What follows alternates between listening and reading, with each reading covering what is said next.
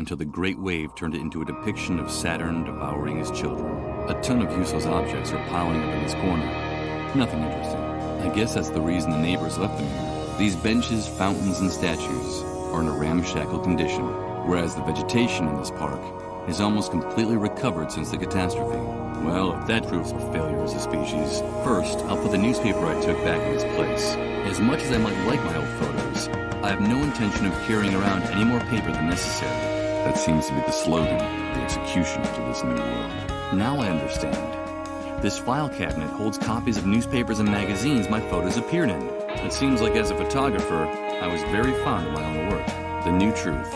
The newspaper for those who have woken up. It looks like a decent publication, even though it was produced on a shoestring budget. The address of the office is at the bottom of the first page, and the article on the front page is under the byline of one Chris Blunstone. Of course.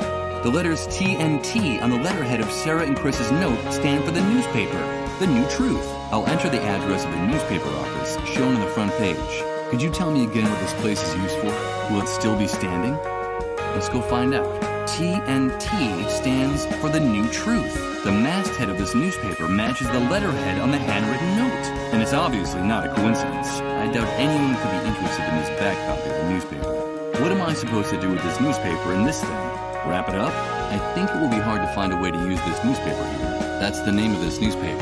The title of this publication appears on the front page. One of the many newspapers stored in the filing cabinet. It's one of the many publications I was saving inside the file cabinet at home. I don't see anything noteworthy in this local newspaper, except for a pair of excellent photographs. A crude, low-budget, and obscure publication, just like all the other ones I have at home in the file cabinet. I'm afraid that my photography career hasn't been terribly successful up to now. Impossible. No matter how hard I look, I can't find any address on the pages of this newspaper. Tell me everything you know about the dissolve. What do you know about the cleanup brigades? Uma, I should be going now. Talk to my father, Michael. Tell him that I'm all right, that he shouldn't worry, that we'll be seeing each other soon. You know I like you, Dave. Let me give you a piece of advice. Very soon. Those savages, I despise them. They're like predatory animals. These people suffer the most excruciating pain and die in the most horrible way I've ever seen. The first symptoms are bouts of nausea and fainting, which become more frequent and prolonged as the disease progresses, until in the end their entire metabolism enters a state of shock. Then their entire cell structure dissolves. It simply disintegrates. There's no medical explanation. It just happens. But there's something even stranger about the disease. What could be stranger than what you just told me? The dissolved become erratic, unpredictable, eccentric. Stay away from those untouchables. From the dissolved, they won't bring you anything but trouble. They're uncontrollable. That's why the army fears them. They're afraid of their unpredictable behavior, but also of their strange messages.